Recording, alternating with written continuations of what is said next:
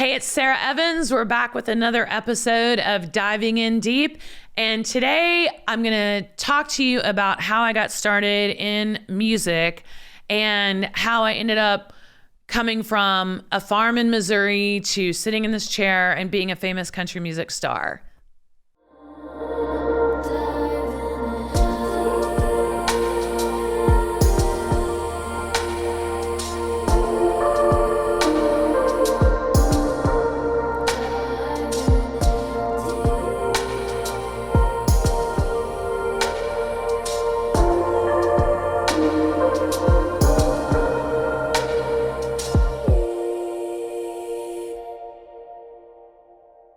Well, as you know, I grew up on a farm in Missouri. I have 2 older brothers and 4 younger sisters. So in today's podcast, I'm going to tell you exactly how I got started in music and how I ended up being here today.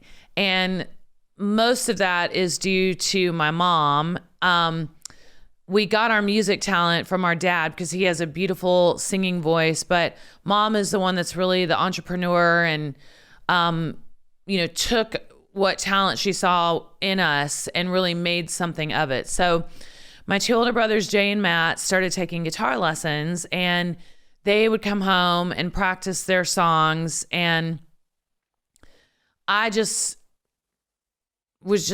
a natural born singer and musician. And so I would just start memorizing their songs and singing along. And I always tell this on stage that our parents looked at us and realized that they could probably make money off of us. And the crowd always dies laughing. And obviously that's a joke because I really don't think my mother was thinking that at all. I think she was just thinking, my kids have extraordinary talent, not just, my daughter likes to sing. Like, I think they were blown away when they realized that, we all had this same musical gifting. And so she had me start taking mandolin lessons right away. By the time I was 6 years old, she'd already put together a band, hired musicians, bought music equipment. Like, she didn't know anything about that. Plus there were 5 of us kids, and we were operating an almost 500-acre farm. And so she really was extremely busy, and I'm so grateful to my mom, because she could have easily just thought it was cute that we had musical talent and not done anything with it. And I think a lot of parents might be lazy about that, like, oh, it's impossible, it's unrealistic, but not to my mom. And obviously it was God speaking to my mother because it was meant to be. And, he gave me and my siblings all this musical talent. And I think she just knew that in order for us to be, I think she wanted us to be extraordinary. And she had it in her mind that, if she could help us have the opportunity to have an extraordinary life, if we chose to do that, if we loved it. And obviously I did. And so by the time I was 6 years old, I remember doing shows and doing like the bar gig where you start at 9 p.m. and you end at 1 a.m. and you play 45 minutes, take a 15-minute break, and you do that for 4 hours. And so we had to learn enough songs to be able to do a show like that. And so my mother would go out, and she was always buying the 45 single records and telling us what songs to learn. And I remember my dad, teaching me how to sing harmony, and we just became the Evans family band, and music kind of took over our identity. So we farmed for a living. My mother drove a school bus. My dad worked at the Columbia Daily Tribune as a pressman. He did basically a graveyard shift. We'd come home in the morning, sleep a little bit, and then work on the farm. And, of course, in those days, we didn't have all the stupid distractions. We were actually living life and we weren't watching life on a phone. And that was amazing because we had horses and motorcycles and we were outside all the time. But we had a music room. My parents bought this huge Victorian home that was built like in the late 1800s. And it had a long driveway and it was up on a hill. It was just like, magical, so picturesque. And so we lived on paradise. I mean, it was heaven on earth. And but the more we got into music, we started sort of becoming these local celebrities all over Missouri. And it just kept going. And we would have different band members. And I remember, and then my parents divorced when I was 12. And so my stepfather's brother played guitar and sang, and he was probably in his 50s at that point. And so he was in the band. We just always had different, versions of the Evans family band. And then when I was about 10 years old, my parents met this guy named Mike Blackburn. I don't know where he came from, but he was like, oh, I can manage them. I can manage the kids and I can get them gigs and, even get them to Nashville someday possibly to make a record. And so he decided to change the name of our band to the Sara Evans Show. I didn't have a say in that. I didn't have a say in any of it. I was just doing what I was told. And so our parents pretty much let him take over the band, and we would have rehearsals, and let's just say every Wednesday night he would come over and we would rehearse. And he was a mediocre musician at best. He played guitar and he wanted us all to dress alike, and me with the fringy shirts and the whole deal. He kind of turned us into a little bit gimmicky for a while. So I think my mother was relieved to have Mike in the picture because she was so busy, and my little sisters were 4 and 6 years younger than me. And so they were toddlers running around, and it kind of reminds me a little bit of the movie Selena, where,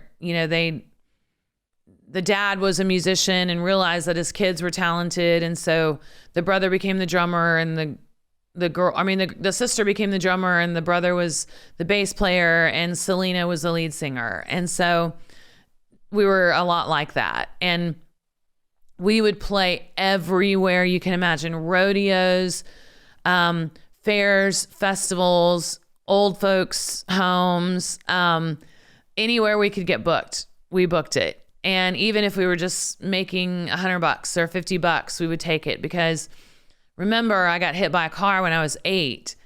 And so we had tons of medical bills that we had no idea how we were going to pay. We were farmers, so I assume we didn't have insurance because we were self-employed.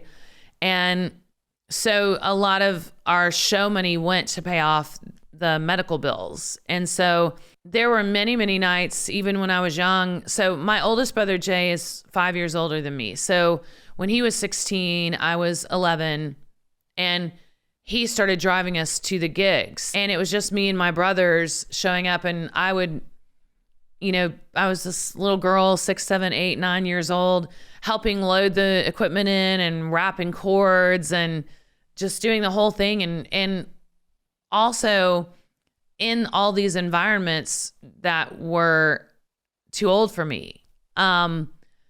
Nothing bad ever happened. Like every now and then we'd see it, somebody get into a bar fight, but for the most part, people were just drinking and two-stepping, and the world wasn't as insane as it is now. Life was much more simple. But I do remember my granny and papa. So I always talk about my granny Floyd. She's my mom's mom, and he's my mom's dad. And they were I had all four grandparents, and I always feel like I have to say this because I loved Grandma and Grandpa Evans as well, very much. And I was very close to them.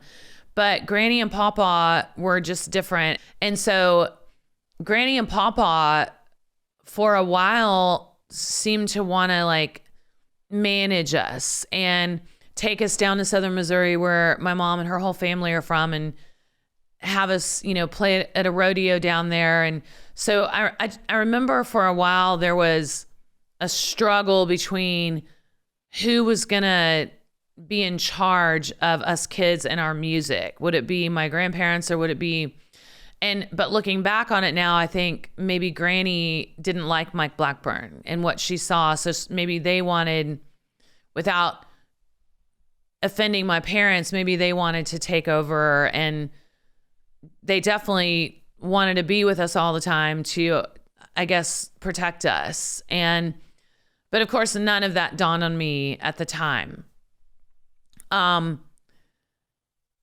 So Mike Blackburn, like I said, he could barely play the guitar. He was very, very mediocre musician, and he thought he was incredible, kind of like, the man behind the curtain. And he talked a big talk, but he really didn't know what he was doing. He didn't know how to, manage a kid country band and get us to Nashville and get us famous. And, but the thing that I hated the most about that situation was that he was very inappropriate, with me and with my little sisters. Like, he would always like pinch them on their butt, or, slap them on the butt. And then one time my parents let me and my two older brothers drive to Nashville with Mike Blackburn, just the four of us. And we were going to go there, and he had called somebody and set up a studio session for me to go in and sing. And so I made my first 45 album. It had an A-side and a B-side, and it was called I'm Gonna Be the Only Female Fiddle Player in Charlie Daniels' Band. And right here we can find it and show you pictures of a couple of the albums that we did in the photo shoots, because they're so funny. But and then the B-side was called What Does a Nice Girl Do in the Meantime, which is also hilarious. I sang so many songs that I had no idea what they meant. Like, one of the first songs I sang at like 4 or 5 years old was Behind Closed Doors, and I believe that was by Charlie Rich. And it's about this couple like going behind closed doors to their bedroom to have sex, and I'm like singing it. I have no idea what it means. And then it says, then she makes me proud that I'm a man. Oh, no one knows what goes on behind closed doors. And I can't even imagine what people were thinking when they heard me sing these songs. Or like House of the Rising Sun, which is a song about a whorehouse, basically. Yeah, it was just, I feel like my whole life has been cognitive dissonance, like always. Like, I'm a child, but I'm singing in bars. Like, there's two things happening at once all throughout my childhood that don't make sense, and they don't go together. Like, on one hand, I'm a little girl, but on the other hand, I'm singing House of the Rising Sun about a whorehouse, and I'm a little girl. But when you're young and your parents say this is okay, then you just believe that it's okay. And so we went to Nashville with Mike Blackburn, and I remember we stopped on the way. We could have driven the whole way. It's an 8-hour drive from our home to Nashville. For some reason, we stopped halfway to stay in a hotel room. And he sent my brothers in to get snacks, like in the lobby. And it was a motel room. The doors are on the outside. I memorized that when I was a kid. Hotel means the doors are on the inside, and motel means the doors are on the outside. Is that true? I'm not sure if that's a true thing or not. But Anyway, he sent the boys in to get snacks, and he said, come here, I want you to, he got in his bed, like while the boys were gone. And I think he might've stripped down to like his tidy whities or something. And he was probably in his 40s, early 50s. And he was like, come here, I want you to, or he did this thing like, come get in bed with me. And I did not know what to do. I mean, I knew that I was repulsed by him. And then he said, come on, give me a kiss. Kiss me like Joey kisses me. And Joey was his little boy. He was divorced. And so Joey was his son that he saw like probably not that much. And he said, kiss me like Joey kisses me. Good night. And kiss me on the lips. So he made me kiss him on the lips, and he like pushed his face so close, like so hard to my face, like kissing me on the lips. And I knew enough to back away. I was probably 10 years old at this time. I knew enough to like back away and get away. And thankfully my brothers came back to the room. Well, I dove in the bed between my two brothers, and I hated that man ever since. And I don't know if I told my mom right away. You know, a lot of times when things like that happen to kids, they don't tell anybody because they're ashamed or they're embarrassed. And I was incredibly ashamed and embarrassed. And he was just a weirdo. I mean, just total weirdo. Eventually, when I did tell my parents about it, I thought that they would be furious, but they didn't seem to act like it was that big of a deal. Maybe they didn't want to frighten me or whatever, but we continued working with Mike Blackburn even after I told them that. So eventually our time with Mike Blackburn came to an end because we realized that there was only so much that he could do for us, or maybe he quit, or maybe my dad beat the shit out of him and I didn't know. And that's why he quit. I mean, you know, there's so many things you don't know when you're a kid. But anyway, when Mike Blackburn left, our lives got so much better. And I think we fell in love with music again. And as we got older, like preteen and teenagers, my brothers and I were very, very into music. Like that was our passion. We were like, this is what we want to do with our lives. And then it ended up that just one of my brothers and I moved to Nashville together, and we pursued music. And that's my brother, Matt. I need to get Matt in for a podcast too, because we have so many stories to tell.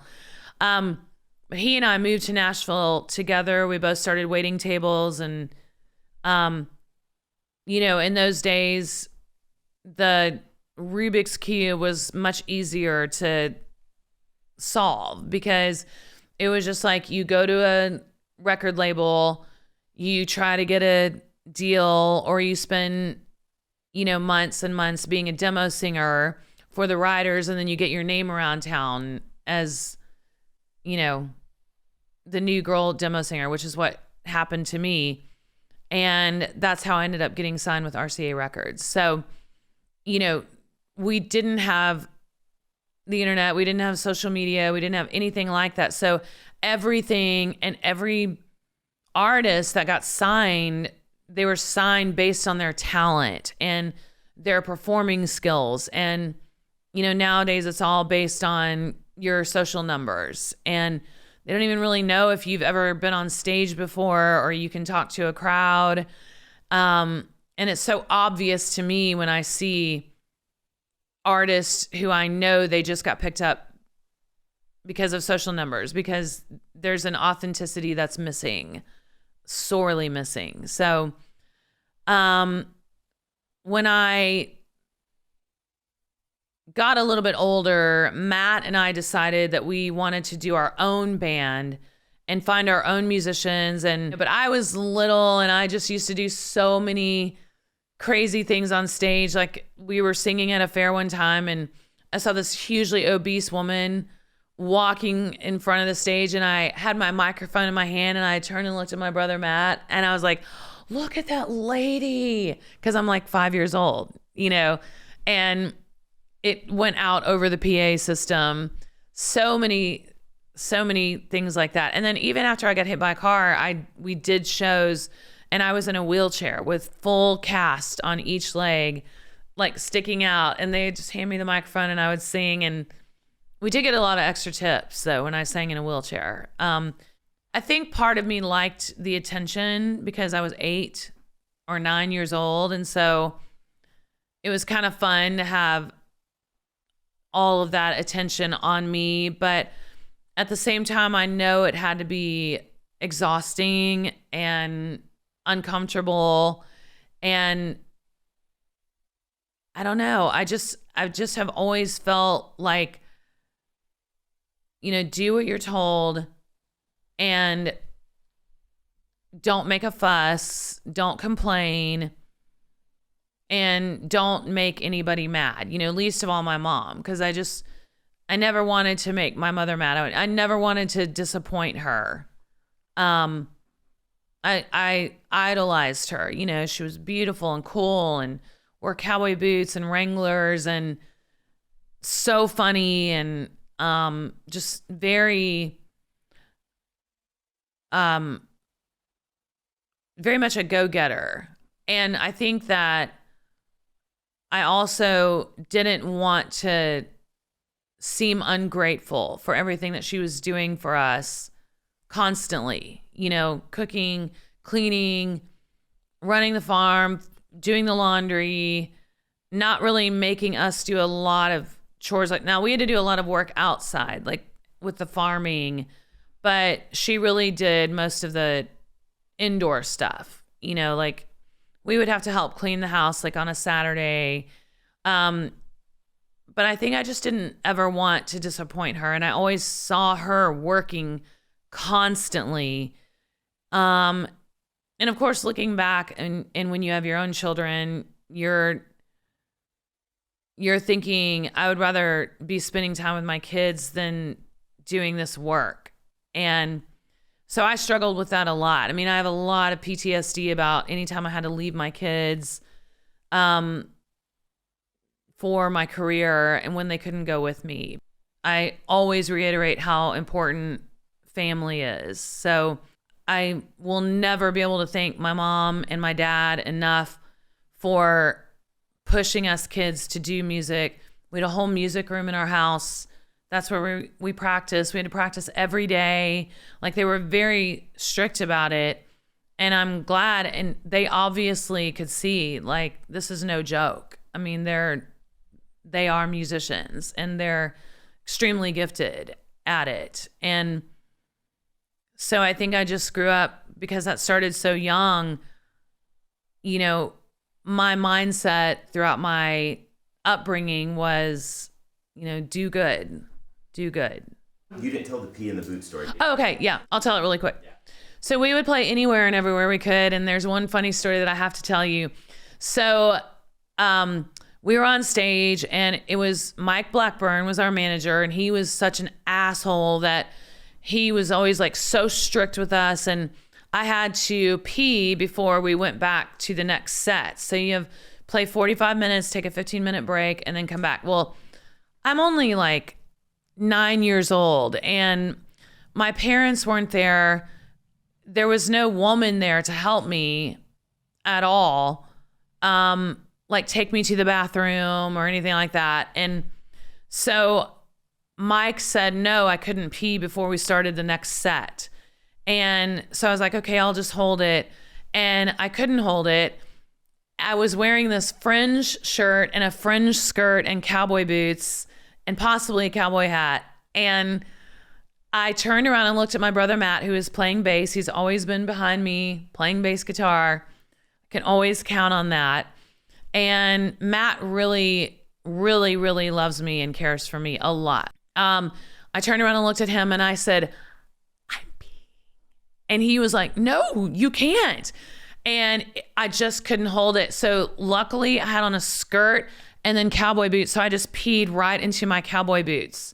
And finally the set was over, but I was like standing there in sloshy cowboy boots with pee in them. And as soon as the set was over, I went to the bathroom, and Matt was so sweet that he got a pitcher of water and he poured it on the stage where the pee was.